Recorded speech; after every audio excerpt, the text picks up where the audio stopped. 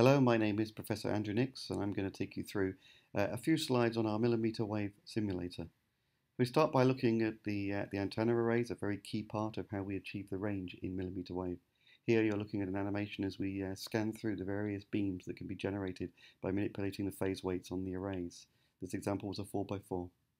For the strategy of our simulator, initially we do ray tracing, first and second order diffractions, dynamic analysis of moving people and vehicles. All our antenna patterns are 3D complex voltage and polarimetric supported, so we can support vertical, horizontal, left, right and elliptical polarization. Having got the channel, we then basically do spatial and polarimetric convolution of all of the different beam patterns that can be generated at both ends of the link to determine the appropriate connection beams.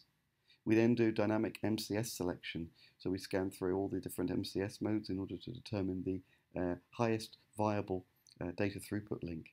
And then finally we look at the medium access controller and issues such as the scheduler.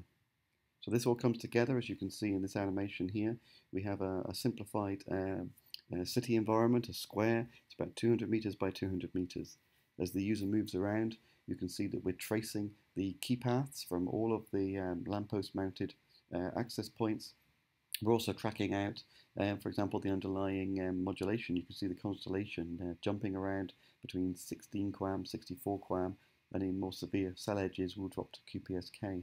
And we log out things like data throughput as the user moves. I mentioned that the simulator is dynamic, and here's a great example of a bus driving up and down the street, and it's breaking the main link and also some of the side multipath.